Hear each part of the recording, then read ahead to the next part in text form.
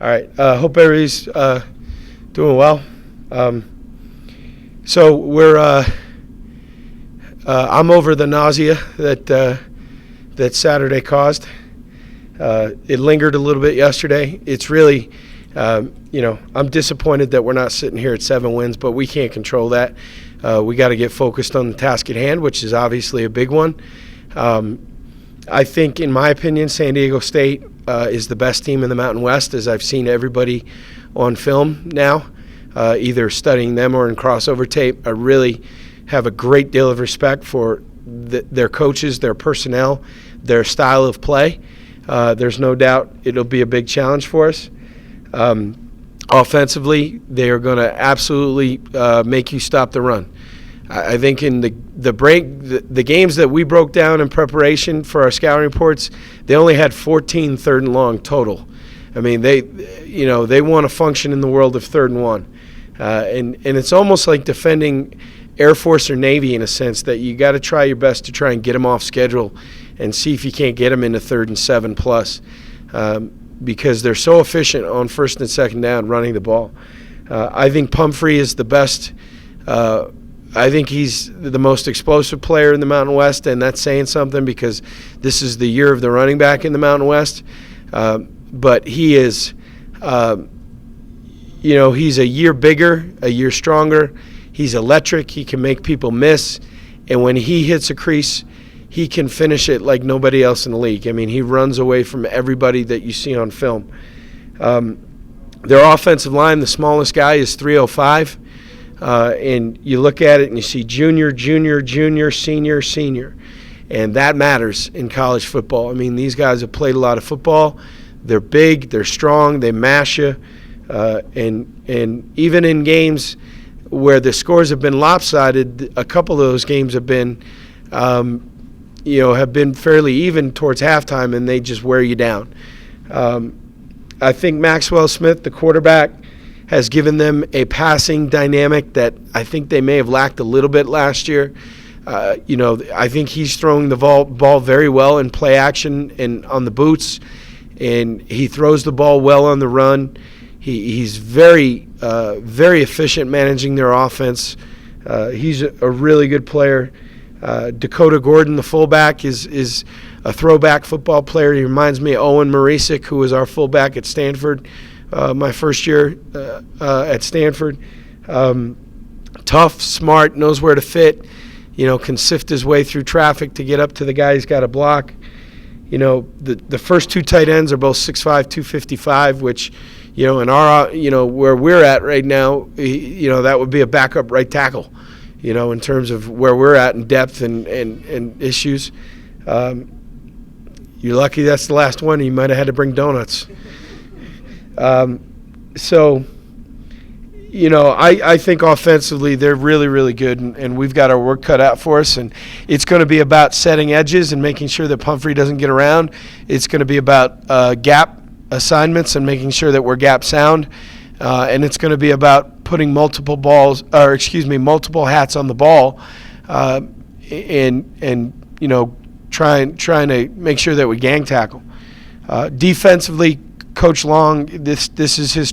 First of all, the team reflects their head coach. They're tough. They play old school football. I have a lot of respect for it. Their defense, I think, really reflects Coach Long. Highly aggressive. Going to play a lot of man-to-man. Going to play with the robber safety down in the box. At times, he's standing there at 7.5 yards. He might as well be a Mike linebacker. A lot of movement. They play really hard on defense. They shed blocks. They run to the ball. Even their big people run like crazy to the ball. Christian Hayward, the nose tackle, 6'3", 300, I think he's a senior. He's played a lot of football. I think he's a really good player. Calvin Munson, the junior linebacker, is one of the most productive players in the Mountain West. Jake Feely, linebacker, 5'10", 220, runs around, hits people. And then Naeem McGee, who's kind of that hybrid safety linebacker, is a really good player. Now, he's been suspended for the first half due to a targeting call in the UNLV game. I saw the hit. I kind of feel the way Coach Long feels about it, that I don't know if it could have been avoided, and frankly, it wasn't that violent. That targeting stuff is hard. It's hard on the officials. It's hard for everybody involved. I understand the intent of it, but I'm not sure in this case that I'm not sure it was. I'd be frustrated if I were him. I understand. We've been there. I think they're really good on special teams, which obviously is a concern after we vomited all over ourselves last weekend covering kicks. They've got Rashad Penny back there, a 5'11", 200-pound sophomore running back who took one back against Penn State. They're number 3 in the country in kickoff returns. I think they're really good, and we've got to play better in the kicking game. So we've got our work cut out for us this week. The road trip, and getting ready to play on a Saturday night down there. A lot of our coaches won't come back with the team. We got to head right out on the road recruiting, and we'll spend the week recruiting, give our players some time to heal, and then move forward from there. But this is a big challenge. We're looking forward to it. We showed some plays this morning from last year's game to remind our guys that these two teams are not very different from where they were a year before, and that we played with them toe to toe last year, and in a tight game made a couple of plays and were able to win it. And I wanted to remind our guys that we have played San Diego State in their style of play, and the last 2 years they've been really highly competitive games, and I hope that this one is again, and that we go play our best game, and let's go see what happens. So with that, take any questions. Coach, obviously Pumphrey, maybe the best back in the conference, but Price, the backup, is also pretty good. Talk about that two-headed back. They're really good, and they do a great job within their system. I mean, there's no letdown when Pumphrey comes out. They're really good football players, and we've got to stop the run first, and we've got to do everything we can to try and stop the run, because they're going to keep coming at you. You look at their defense, I mean, they're like top 10 in almost everything. Is not that you need to say exactly what their weakness is, but is there a weakness on this defense, or are they just solid throughout towards? There were some things early in the year that people were making yards on, and what I've seen is they have steadily improved throughout the course of the year, and really they as every team that gets on a roll that they've got on, some of it's got to do with luck and keeping your main guys healthy, and they've suffered some nicks and bumps, but their best players have remained healthy throughout the course of the year, and they've gotten progressively better as the year goes along. The one thing I have noticed is that they seem to have more confidence in their back end, and they're playing more and more straight man coverage than they did earlier in the year. You look at them against South Alabama, a game that they lost in overtime, and they were playing a little bit more quarters and a little bit more cover two deep safeties. Now it feels like as a staff and as a defense, they feel more confident in their corners that they can lock people up, and when they're able to do that, they can pressure from all over the place and keep throwing guys in the box. They create a lot of turnovers first in the country. Is this a team that blitzes a ton? Yes, I mean, just by the nature of it, their base front is a three-man front, so there's a fourth and a fifth guy coming all the time. The beauty of the defense is you don't know where number 4 and number 5 are coming from because of the way it's built. This is not a traditional 3-4 defense. This is a 3-3-5 stack, and we can bring it from everywhere. And really, Naeem McGee is half safety, half linebacker. I mean, he's got as many tackles on the line of scrimmage as he does, 20 yards down the field. So, they're difficult to deal with, and they're playing with a lot of confidence. It's a great example. I mean, they were, I believe, 1-3 at one point, and have just ripped off 7 in a row, and a lot of them decisively. Great testament to their coaches, not panicking. Great testament to their players, just winning one game after another, and they've gotten better and better as the year's gone along. And you got to get some breaks your way. You got to stay healthy, all those things, but they deserve all the credit. They're playing great.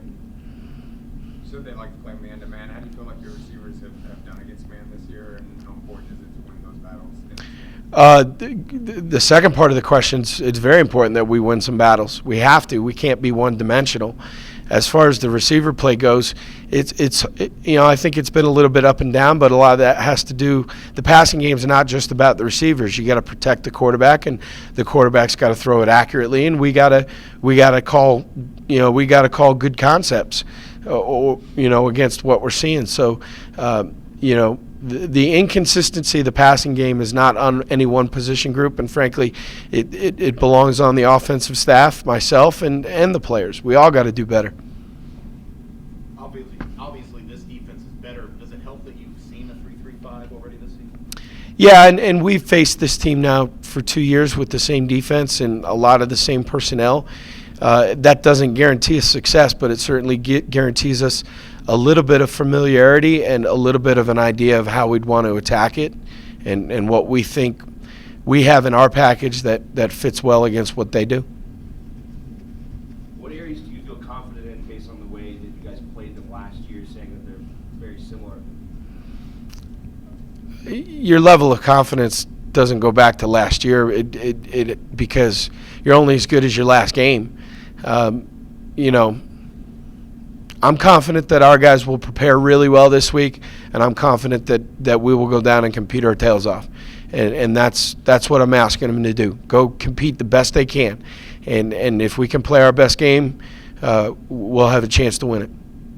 Where do you see the biggest difference from them? How did they become this undefeated team in the Mountain West, and in your opinion, the best team in the Mountain West over a 1-year period? Over a 1-year period? Well, I'm just saying, It did not happen over a 1-year period. Rocky Long's been there for 5 years now, okay, and he's had a chance to recruit. He's had a chance to let these guys. They did not show up this year at 310, 335, 305, 325, and 335. They don't just show up that way. It takes time in a Mountain West school to build a program. It takes 4 or 5 years. Rocky's in his 5th year. I don't think it's a shock that he's playing with his best team. He's had a chance to recruit all the way through a redshirt senior class. He's had a chance to instill their program, their beliefs. They've stayed, they've stayed relatively healthy in a year that they're having a great year. It doesn't happen overnight. It's a process. And Rocky is not the kind of guy that makes things happen overnight. He's not the kind of coach that is going to be looking for the quick fix. They're going to build it the right way over the long term, and they've done that. And that's to their credit. That's to their credit. And they're playing with confidence right now. They're coaching with confidence right now, and deservedly so. They are playing really good football right now. Doing a feature on Jordan Dobrich this week. Could you just say what he's kind of meant to the program over the last couple of years, his impact? He's a nerd. No, he's a great example of you can be a really good football player, and you can be an excellent student, and you can be a good guy, and none of the three have to be sacrificed in order to be successful in another thing. It just takes a great level of dedication. It takes a great level of sacrifice. There are a lot of weeks that guy, all he does is school and football, and that's it. He's living proof that you can be a good football player and be a great student and be a good guy and give back to your community. And we're going to miss his leadership. He's not necessarily a rah-rah, run around the locker room guy, kind of leads by example. He's also, I hope that he's in serious consideration for the Burlsworth Trophy, which is, the most outstanding player that started his career as a walk-on. For that guy to go from paying his own way to be here to 3-time captain, National Football Foundation, National Scholar Athlete, just decorated up and down. It's a great success story, and it's one that you point at in recruiting when you point to guys. As far as him being a walk-on, what do you think things that he's done in his experience that you can kind of show and pass on to other players? This is the way to do it. Well, for the one thing, when you recruit a walk-on, you want a guy that wants to come in and earn the right to play and eventually earn a scholarship, that comes in and says, all right, I'm going to prove everybody wrong. The other thing it shows is that there's no science to recruiting now, because there are a lot of guys across America that got scholarships instead of Jordan Dobrich who did not pan out, that never ended up being good college football players, and certainly not the students that Jordan is. If there was a way to give a blood test, if there was a way to quantify heart and desire in recruiting, boy, somebody would make them about $100 million. But, he's living proof that some guys have something that you just can't quantify. And nobody recognized it when he was in high school.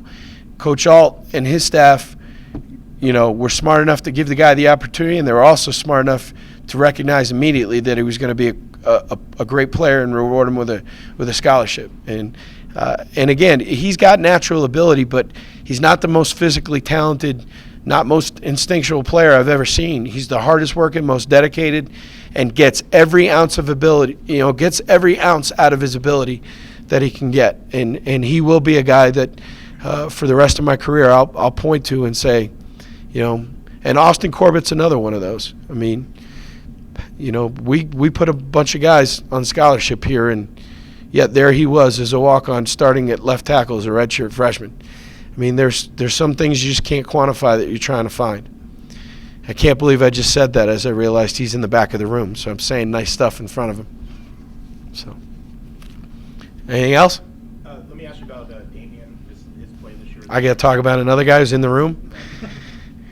Obviously, the coaching change that happened at Oregon State, we were the great beneficiary there because he had been committed there for a long time, and the fact that he was. I give Coach Ricky Thomas a lot of credit for just staying in contact with him. We thought very highly of him off of his junior film. When I got to spend time with him in person in recruiting, I was convinced that he was our kind of guy, not only because I knew he had ability, but he was so down to earth and humble and mature in a way that, almost like James Butler was, another guy in the room. But I kind of had a hunch that he might be able to play quickly because we knew he was talented, but his approach was serious and it was mature and it was never about I or me. And in recruiting, you could tell he was looking at the right things and not becoming enamored with stuff and flash. And we were very fortunate that at the end of the recruiting cycle, he felt comfortable here and felt at home here. I knew in training camp he was going to be a good player. He displayed athletic ability that, frankly, we didn't have. And he showed ball skills and instincts that we didn't have. But I think there might have been a little bit of doubt in his mind as to getting caught up with the X's and O's of the defense and maybe should I redshirt and where does this fit in? And he and I spoke in late August, and he expressed a desire that maybe I might want a redshirt. And after 3 games, but we did not put him on the scout field. We wanted to leave him up with the defense, and we kept throwing him in spots, and he just kept displaying some skills that we said after the 3rd game. We were at Texas A&M, and we brought Dameon on the trip. We knew we wasn't going to play against Texas A&M, but we Coach Hoffer, myself, and Coach Boone sat with him in the hotel lobby and said, hey, listen, if we told you were going to start, how would you feel? If you knew we thought you were ready to play, how would you feel about it? And to his credit, very unselfish. If you think I can help us win and you think I'm prepared for that, then I'll do it. And he started against Buffalo and had 2 picks. And his level of play has not been perfect, but it's been steadily improving. His preparation is really great. He prepares the way a veteran does. He's in there on his own, asking great questions. And when I look at Asani and I look at Dameon, I'm excited about the fact that I feel like we got 2 really high-quality safeties that now are going to be with us for a while. And they will only get better because they're both good guys. What kind of game are you anticipating against San Diego State? It sounds like they're quite a physical team. It's going to be a physical game, a smash-mouth game. Both teams like to run the ball, so I feel like it's going to be really physical. Is that the kind of game you like to look forward to and see how you guys stack up physically? I feel like that's how all of our games are because most teams stack the box on us, so all games are pretty physical. So yeah, they're a big, strong team, and they can move around. How did it feel for you to eclipse the 1,000-yard mark? It's like a big notion, and as a running back, to hit that 1K. But I got to give shout out to my O-line, shout out to you, because I wouldn't be there without them. Did it come a little quicker than you thought maybe coming to Nevada, knowing that they had Don already here and maybe you were able to do that as well?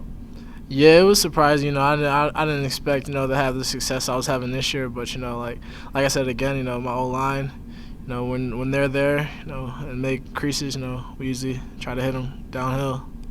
What was your biggest year in high school? Senior year. Well, I only really played 2 years, so senior year, I think I had like 1,200. And I was talking to I talked to some kids and they run for like 1,700, and I thought 12 was a lot, but I never really had like a crazy like year actually. What excites you the most about this challenge of playing San Diego State, a team that's undefeated in the Mountain West and in the first place? It's very exciting because they capped the West Side, so we're kind of playing the conference champs already. So it's a big game. It's gonna be nice. See how we compare against one of the best in the Mountain West. Talk about what you've seen from that defense. I mean, they're 20 in everything. Yeah, big physical linebackers. Their defensive line moves around. Really explosive safeties, and they got some really good corners. They send you a lot of different looks. They always find a way to bring somebody. They blitz a lot, and they really get after people. They're not afraid to hit. A team that blitzes like this, you have pass protection roles as well. How difficult is it to pick up who you're responsible for, and what goes into figuring that stuff out in the week up to the game? It's tough, but it just comes down to film study, and kind of knowing the looks and like just trying to pick up tendencies of different guys and where people are going to be, in certain spots. But in teams like this, they're going to show you a lot of different looks. They're going to disguise a lot. These guys can move, so they're a really good team. Coach said that Pumphrey is probably the most electric player in the Mountain West. Have you watched his game at all? And I guess what do you think of him if you have seen him play? I think he's a great player. I haven't got a lot chance to watch him, but I've seen all the tweets saying was he seven game streak for 100 yards. You got to be a pretty explosive player to keep the consistency he's doing. He's a great player. Have you talked to Don at all about him getting to 1,000, and I guess what would it mean to see both you guys hit that? Oh yeah, Don's got it, but he's gonna get it. It starts up front with the big guys. Those are the guys opening the holes. So you get hands on those guys. You create a new line of scrimmage. You get off blocks. You run around. You tackle. The run game is non-existent. But if you give those guys creases and holes to run through and guys aren't where they're supposed to be, those are home run backs. So, it's all about how the defense comes out and plays and flies around and runs to the ball.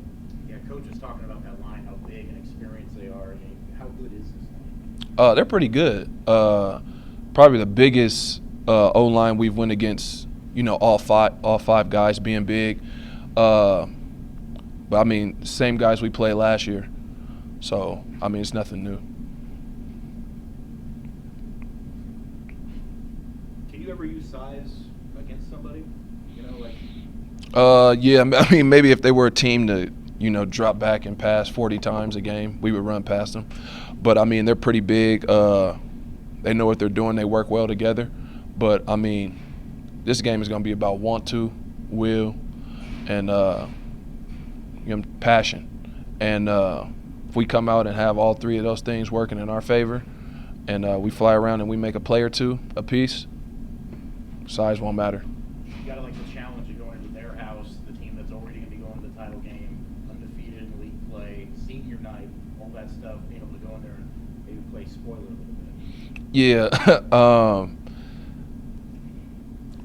It's just another ball game. It's another team in a way. I know people want to make a big deal about, them being the number one team in the conference and all that, but you got to show up and play. And that's really it. Like I told the guys, we got to show up and play. And if everybody makes a play or two, we'll be in a good position to win. Now it's about finishing. Same thing I told them last week, but now we got to finish this week.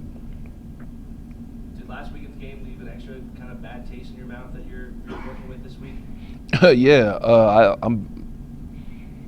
I'm over it, but I'm not over it. I still think about it. But, if I get the guys hyped up and ready to play like we did last week, and, now we felt that feeling of having the lead and not finishing, I think we, that kind of helped us with moving forward. So, I mean, if we can do what we did last week as far as the defense, but continue it through 4 quarters, we'll be just fine. Was last week a big lesson that you have to play for 4 complete quarters? Yeah, that was a big lesson, and I'm not happy it happened. But for the younger guys that'll be here next year, it's a good lesson for them that 20 points isn't anything in college football. I mean, in the NFL at that. When you got somebody on the ground, you got to finish them off, and we didn't do that last week. And it's a lesson learned, and I hope we can build from it. Tell me what it's like playing with Jordan Dobridge these last couple of years. Crazy. It's been fun. Me and Dobie hang out outside of football. He's not just a teammate; he's a friend. He's a brother. I like when he gets mad in the game because he just turns into a whole different person, goes into this beast mode, and nobody can block him. And I still been trying to figure out how can I get Jordan mad before the first play of the game. But I'm so into my zone and thinking about what I got to do, I totally forget about it. But man, I think this week is one of those weeks where I got to remember to get Dobie mad before the game, and he turns into an animal. He's up for the Broadsworth Trophy, which is given to the nation's best guy that was once a walk-on or is a walk-on. Why do you think he deserves that trophy? I mean, he's one of those guys that came in with actually on Dobie's first day. He thought he could play with me and kind of slapped me in my face. And I told Dobie if he ever did that again, I'll whoop his what. He never put his hands on me again. But I mean, he came in, he worked hard, and he earned a scholarship. And not only did he earn a scholarship, he earned a starting spot. And he was a captain, and he's been playing significant snaps. So, I mean, a guy not most walk-ons, but some walk-ons come in, they earn a scholarship, and they're on special teams. He's on special teams. He's a starter, and he's a captain. How can you not give it to a guy like that? I think when the season started, you guys probably envisioned this game potentially as a Mountain West Division championship game. I guess it doesn't have that significance, but what will this game tell you about your guys as you head into it? It'll say a lot about us. We've been faced with a lot of challenges this year. We've answered some. We fell short on some. But this is a meaningful game as far as, you got to get another win. You don't ever go into a game wanting to lose or don't care if you lose. As far as bowl games, you don't want to be stuck at 6-6 and let somebody else determine if you go to a game or not. 7 wins is always great. I mean, the more wins, the more the merrier. Baber sitting back there, I think. I guess what has he given your guys' unit, and what's been most surprising about his play so far this season? I actually picked up on Baber in fall camp, and I was like, yeah, I like this guy. It's something about him that I like, and what has he done for us? I mean, just look at the numbers. 6 picks? I mean, he's a ball hawk. Some big open field tackles in big games. In that Utah State game, the running back is by himself in a zone blitz, and Baber comes down and makes a play. I mean, he just showed that he's not a true freshman. He's a guy, and he's not a vocal guy, but he'll lead with his play. What was it that you picked up on? What kind of stood out and made you think he might be special? Did he try to smack you? Nah, he didn't. He didn't try to smack me, but I don't know. He just had, he didn't come in with the – he came in and he didn't talk much, but he practiced. He practiced hard. He was real respectful.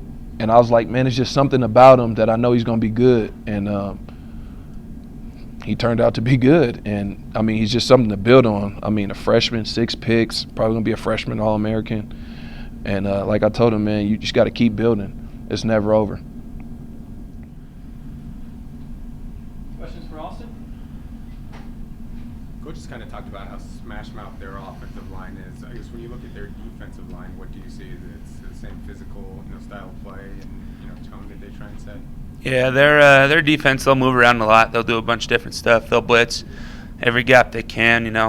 Pretty much 2 out of every 3 plays they're blitzing. And unlike most teams that blitz a lot, this team, when they start to blitz, they're going to get to where they're going, and then they're going to come after you.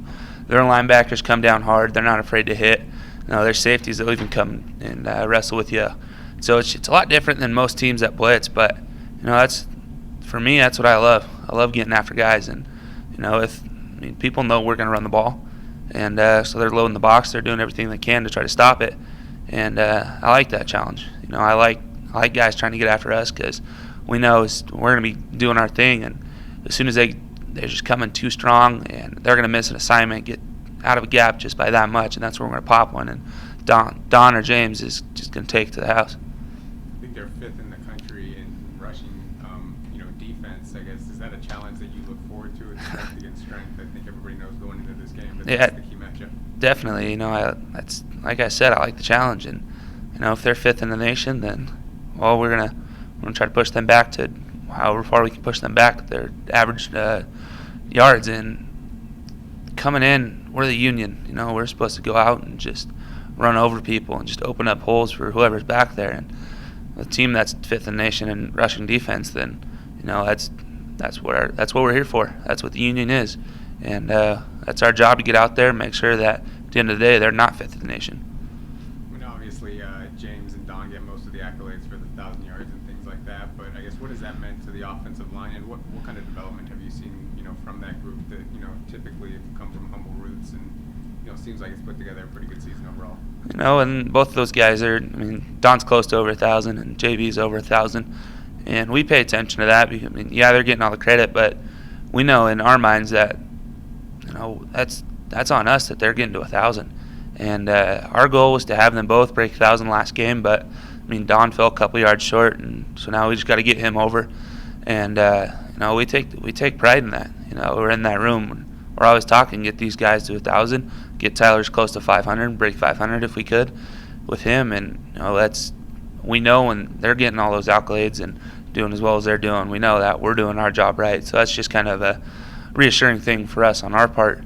And with those guys, last year they had a great season last year, and they both were close to 1,000, and they told us right when we got back and from our bowl game, they said we're going to get 1,000, and we saw it in both their eyes, and we knew that that's what they wanted, and so we made that a goal early on, get both those guys over 1,000, make sure we got the best duo in the nation, and so far we've done a pretty good job of it. There's certainly times where we could have done better early in the season, but through the season I saw both those guys, they're running harder than I've ever seen them run. They're breaking more tackles than they have before, and when they start running that hard, it fires us up. We get the juice, we get out there, and we just start running, just finishing blocks just so they can get through. One less tackle they have to break, it's more of a chance that they're going for 60 instead of 6. Anything else for Austin? What kind of challenge is this, taking on the team undefeated in Mountain West play, the league champ, senior day at their house, and what kind of challenge? It's just another game, really. They're 7-0 on conference, but there's all games on film so far. They're smash mouth. The other team's been attacking them, and it's just seemed that the other teams have just turned over the ball. So that's a big emphasis on us is 100% ball security, and we know that we hold on to the ball, we go down. Defense is going to take it away a couple times and get it back in our hands, and we're just going to keep going down the field and doing what we know how to do. We had a great game against them last year, and we're just learning from that and making sure that we do things that, they saw the film too. They were in the game. They're going to adjust and make sure that that doesn't happen to them again. So we always got to expect that there's going to be something new. And, this team, they're not afraid to get after you. And so we have to expect everything we can. We have to get our eyes up, see all of it, get on the same page, make sure we all know what we're doing so we can get after them. And we got to put our defense in the best position, because both teams are going to run the ball. There's not going to be a dozen possessions per team. And so we got to take advantage of every single one, and we got to make all of them count. We've started slow this season and then picked it up in the second half, but we've had times where we started off good and then slowed down. So, last game, it's a great time to finally put a four quarters together of just great offense and take advantage of every series that we can to make sure we are in the best position to win, and having trust in our defense that they're going to get stopped so we can go down and score. Coach said he showed you guys the film to kind of show, we're not that different. Do you think that was necessary for some guys to, they might be 7-0 in conference, but, Yeah, that's just it's in human nature. You're going to look at records and just try to judge off of that. And so showing those few clips that he showed this morning, it kind of helps out those guys who believe in records and think of that as, oh, okay, they're 7-0, there's no way we're going to win. And that kind of gets them over the hump. We ran the ball hard against them last year, and I mean, they obviously know it this year. We're going to run the ball again. That's who we are. That's what we're going to do. It doesn't matter, how many guys they put in the box. We still want to run the ball. The more guys they put in the box, the less there is in the third level for them to stop our running back. So we just need to get our backs to the second level, block linebackers. Our running backs are good to go, and it's 7-0. It's a number. It's college football, any sport. It doesn't matter. Anything could happen on any given day. You see across the teams, SEC teams losing to teams that they shouldn't be losing, but it happens just because they take it for lightly, and teams just come out prepared, and that's what Coach Polian preaches about, is coming out, making sure we're doing everything we can, getting in extra film, seeing every single rep, just because, they have so many extra blitzes on tape that we can look at. They're bringing so many different blitzes, and at first you're just kind of overwhelmed by how much they blitz, but once you break it down, you realize, okay, it's the same thing, just this is tweaked in a different formation or whatever it might be. But the more we're in film, the more familiar we are going to be with these guys, and the easier it will be on Saturday. What kind of a whirlwind season has this been for you, going from not playing to starting? It's been complicated. Just trying to do what I can to help the team when I wasn't playing, and even now, like while I'm playing. When I wasn't playing, I just tried to get the best look I could to like our offense or like our the scout team or anything. You surprised yourself? If you were sitting here, thinking back from August to now, from how you played, you surprised yourself? I actually am surprised. I didn't think I was going to be starting as a freshman, but the coaches and the teammates believed in me. So with preparation, I just kept practicing hard, studying film, listening to the coaches, and everything just fell in place. Are you glad you decided to, go off the red shirt and get a chance to play this season? Has it been a worthwhile year for you, you think? I think it's been worth it. I feel good. The team is great. They help me with anything I need help with. Like the seniors, they're there to fall back on. I talk to Lenny a lot, and he helps me be lane. He helps me with anything I need. Take me back to that conversation Coach Polian was talking about, kind of sitting you down in Texas and finding out, whether you were ready and whatnot. Do you remember how that all went down in your mind? So we were at Texas A&M. He comes up to me after a meeting. He say, you have to be ready. We might need you. So I'm like, whatever I can do, Coach, I'll do it. Yeah. Were you nervous that first game against Buffalo? What kind of emotions did you have in that one? I wasn't that nervous with preparation. Coaches and teammates, like I said, they believed in me and they lifted me up. So during that weeks of practice, I just had to practice hard and just know what I was doing. Talk a little bit about your recruitment and how you ended up here. So I was committed to Oregon State. The coaches changed or whatever, so I decided to open up my options. So Coach Ricky Thomas called me like every other day, so I had a good connection with him. And this was a school that I fell in love with on my visit, and I ended up coming here. What was it about Nevada when you came here that made you fall in love? The coaching staff, the players that I met on my recruiting visit, they just showed me love, and they told me they'll put me in the right position to succeed. So. You've been back there with Asani, obviously, two freshmen, pretty rare. I guess what's your relationship with him like, and how has he kind of helped you, being here a year longer than you have? He's always on me. We always got to get in the film room. He always texts me. It's like he's like my best friend. It's good to be back there with him, like two freshmen. So we're both learning, and we just have a good relationship. We depend on each other,